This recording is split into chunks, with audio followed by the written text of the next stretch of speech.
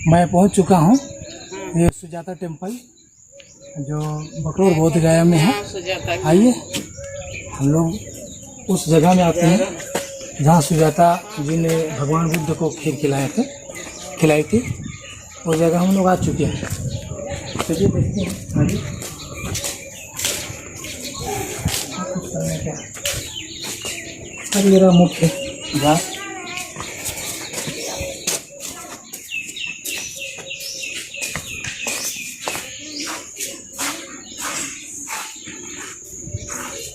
जैसा कि हम लोग बहुत से सुनते आए हैं, देखते हैं, लेकिन आज मैं उस जगह में आप लोग को अपने ब्लॉग के माध्यम से आपको मैं यहाँ ले आया हूँ।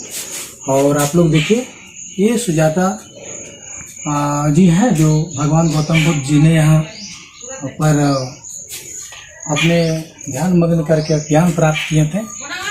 और ये सुजाता जी ने आकर के भगवान को गौतम बुद्ध को खीर खिलाए थे। मैं इसी दृश्य को देखने के लिए मैं वहाँ से आया हूँ, झारखंड से।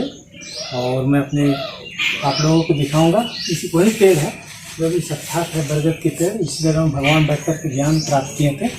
और इसको बहुत दिन रहने के बाद ये सुजाता आई थी और इनसे मुलाकात करके इनके खीर खिलाई थी। ध्यान से दिखाइए, ये सुजातागढ़ जस्ट इसके बगल में ही है। और उन्होंने आकर के यहाँ भगवान जी को जल और खीर से उन्हें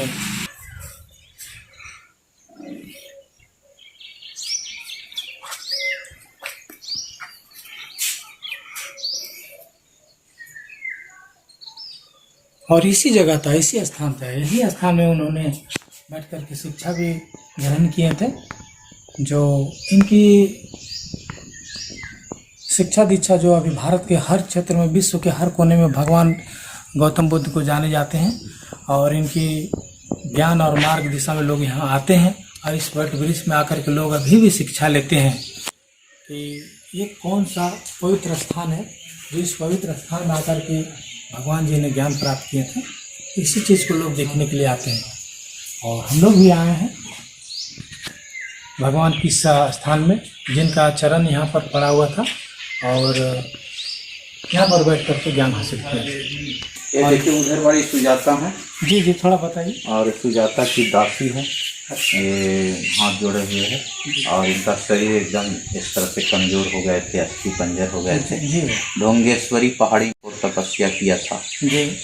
29 वर्ष की अवस्था में वो आए थे, 29 जी। और 35 में उनको ज्ञान की प्राप्ति हुआ। तो ये जो वृक्ष देखते हैं बरगद का पेड़, इतना बड़ा बरगद का पेड़ था कि इसके छाया में हजारों लोग इसके छाया में बैठते थे। तो सुजाता इसी गांव के रहने वाली थी। वो जात पे ग्वालिन थी और उसके पास में बहुत सारे गाय ये सब होते थे। तो उसने ऐसा मन्नत माना था। पहले के लोग विश्वास करते थे कि वृक्ष देवता से जो भी मांगो मिलता था। तो सुजाता ने भी पुत्र प्राप्ति की इच्छा प्रकट किया था। तो पुत्र उसको हो गए तो उसको खुशी का ठिकाना नहीं था, हमें पुत्र प्राप्त हुआ। तो खीर भेंट करना चाह रहे थे, किसको? वृक्ष देवता को। तो इसी दरमियान वो ढोंगेश्वरी पहाड़ी से तपस्या कर करके इधर चल कर आ गए। तो उनको ऐसा लगा कि हम ये वृक्ष देवता हैं। तो खीर बना करके खीर दान की। हे वृक्ष देवता, हमारे खीर को ग्रहण कीजिए। पहले वो खीर नहीं लिए, बोले खीर खाने से हमारी तपस्या भंग हो जाएगी। बहुत सुजाता ने उनको गीत गा करके समझाया था कि वीणा के तार को इतना मत कसें कि तार जो है टूट जाए, इतना भी ढीला मत करें कि उससे आवाज़ न निकले।